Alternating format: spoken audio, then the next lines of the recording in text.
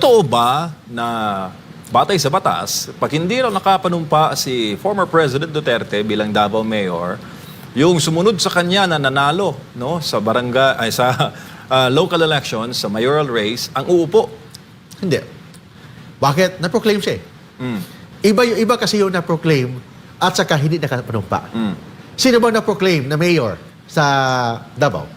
When siya na-proclaim as winner, sino ba na-proclaim? Yung pangalawa ba? Or yung nauna? Ang na-proclaim, si Mayor Digong Duterte. Siya na-proclaim sa COMELEC sa Davao. So, ibig sabihin, siya lang ang pwedeng makaupo. Kung hindi siya makaupo, hindi siya maka-take oath, pwede ang Vice Mayor we assume as an acting Mayor. Sino ang magba-vice? Ang first City Councilor, yun ang magbabice. Acting Vice Mayor naman yun. But acting lang yan. So, depende na yan kung mga ilang buwan, kung i-declare ng DILG as vacant. Assuming ma-declare as vacant, the Vice Mayor will assume as the Mayor already.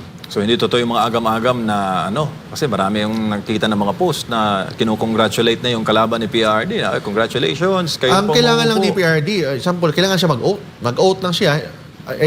Hindi naman kailangan na mag-oath siya sa consul. Di ba consul ang kailangan? Kahit abogado doon. Lawyer doon sa Hague. Pwede na yun. Or sa isang sitting government official. Yes. Sa anak niya. Oh, pwede. Kay VP. But the VP, walang jurisdiction kasi hindi naman siya ang Vice President doon sa Hague. But pwede, kasi nakalagay doon sa batas, any administrative official authorized to administer oath.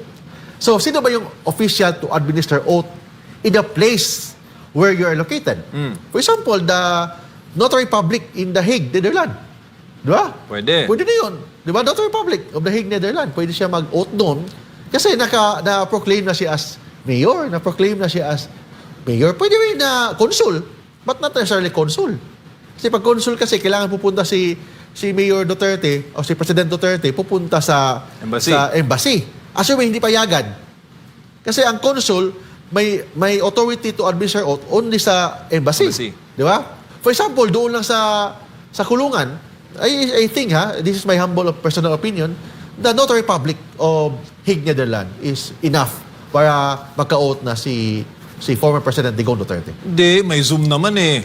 Ano? Nag-attend nga tayo ng hearing. In-honor nga ng court eh, di ba? I don't know kasi may tinatawag tayong Zoom Notary Public, online notarization. I think the lawyer of President Duterte, kailangan niyang tingnan ang online notarization. Online kasi may tinatawag din online notarization of the documents. So, ang online notarization document, I think applicable lang yan if within the Philippines. But outside Philippines, kailangan ka mag-oath doon sa embassy or pwede ka mag-oath sa Notary Public. Notary Public sa The Hague, Netherlands. After you mag-oath ka doon sa Hague, Netherlands, yung authority ng Notary Public doon, ipa-apostle lang yan doon sa Philippine Embassy. Enough na yun. Oo. That's only this is just my opinion I hope na pakinggan din nila. Ang suggestion ko, mag-oath si former President Duterte sa isang Notary Public doon sa Netherlands, then yung authority ng Notary Public, yun ay ipa-apostle sa Philippine Embassy.